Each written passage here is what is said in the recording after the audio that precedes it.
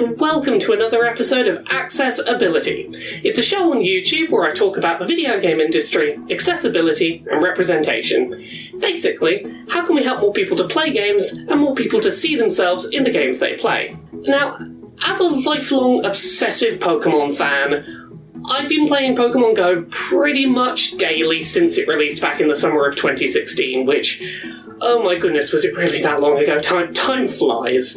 At the time, I was just recovering from major surgery, and the game's focus on exploring the physical world was a big motivator in getting me up and active, on days where my pain or exhaustion might have otherwise kept me inside. For me, the fact Pokémon Go required going outside to play was a positive, but that certainly isn't the case for everyone. Basically, since Pokémon Go launched, disabled players have been vocal about the fact that the game, by design, isn't accessible for those who may not be able to regularly leave their homes or walk large distances. Some creatures are locked behind 10-kilometre walks, some require you to get to physical locations at set times of day on short notice, and the game requires you to go outside for long walks if you want enough free items to play the game without spending money. Niantic has largely ignored the disabled community's requests to make the game more accessible over the years, dismissing complaints by saying that the whole point of the game is to go outside. That's what the Go in Pokémon Go stands for. That is, until this year, when non-disabled players suddenly had to stay home as well. As soon as the bulk of Pokémon Go's player base was unable to go outside for long walks, Niantic apparently decided that accessibility settings to help people play from home were actually okay after all. So, today,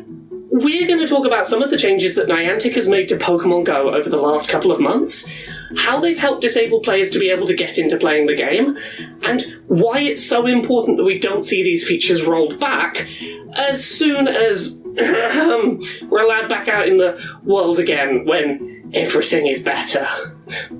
One of the most notable changes to Pokémon Go in recent months is a drastic increase in the ways players can get free in-game items from home while out of range of a Pokéstop. Every day in the in-game store, players now receive a daily box of items which might contain a few balls to catch Pokémon or berries to aid captures or other useful items. It's not a huge amount of items, but it's definitely a step in the right direction. Additionally, the range in which you can interact with gyms and Pokéstops has been doubled, which may not help if you're a player in a rural area, but has anecdotally helped a lot of players who were previously infuriatingly close to a stop or a gym from their home to interact without leaving the house. This has allowed a lot of players to collect free items from home where they previously could not. On top of this, Pokéstops now drop gifts more frequently, which can be sent to other players once a day to grant a selection of free items. Players can now hold more of these gifts at a time, which means that players who are able to spin Pokéstops can now more frequently send items to their friends who can't get to a Pokéstop. This makes it easier for those with access to items to help those without.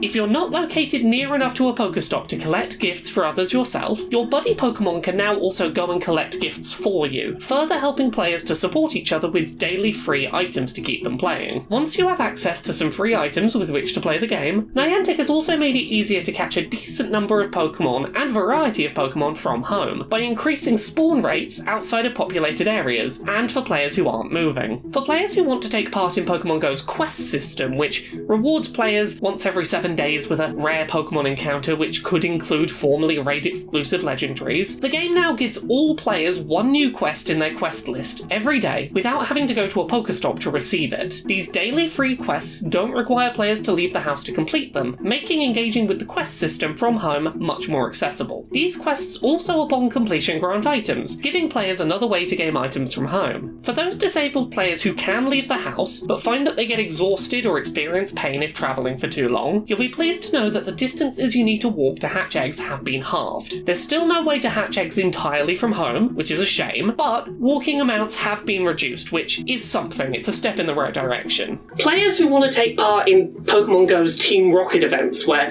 you go fight a bunch of NPC trainers, you capture their shadow Pokémon, eventually you go fight Giovanni, there's a whole story-based quest line around it. Previously, players used to have to go to physical Pokéstops, and you would never know which ones they were. You might have to go for quite a trek to find one that happened to be hosted by Team Rocket, so that you could go get your 6 mysterious parts and eventually fight the gym leader. You can do that from home now, and honestly, that's the thing that's got me playing from home most effectively, is now Team Rocket will come to you once a day. There'll be a little hot air balloon floating above you, you see a shadow, you can just fight the trainer that's in a hot air balloon. This has made it so that Team Rocket quests, which usually you had to go and find 6 Pokestops that could be fucking anywhere, you can now once a week complete this chain of 7 battles.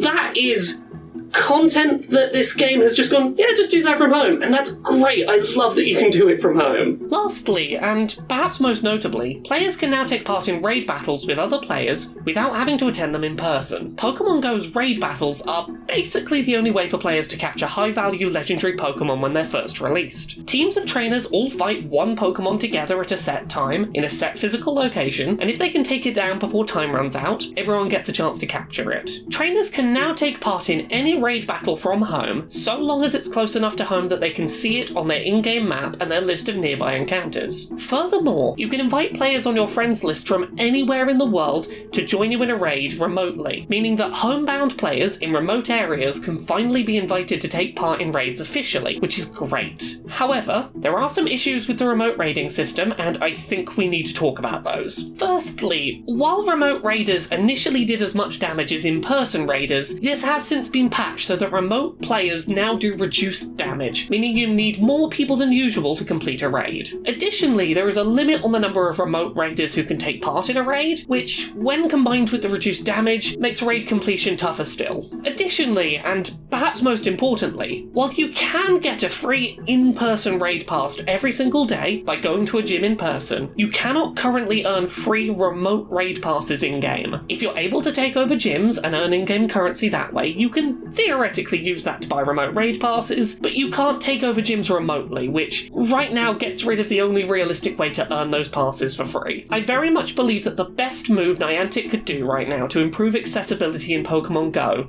for disabled players would be to give those players one free daily remote raid pass. Or maybe not even that frequently. A couple of times a week if Niantic wants to be stingy. Let remote players, a couple of times a week at least, get a free remote raid pass. That way, no matter how remote the player, if they have a friend located in sight of some gyms, they could take part in raiding the same way that players can if they're physically visiting gyms. This upcoming weekend, Niantic is going to be hosting its Pokemon Go Fest event remotely for the very first time. Usually a physical event, players who could physically attend a real-world location would be able to take part in special quests, capture rare region-exclusive Pokemon, and often catch legendary creatures before the rest of the world got a chance. For the first time, this huge event in the Pokemon Go calendar will be open to players who might not be able to physically travel to play. Pokemon Go is more playable from home now than it has ever been, and that is fantastic. That is a great step in the right direction.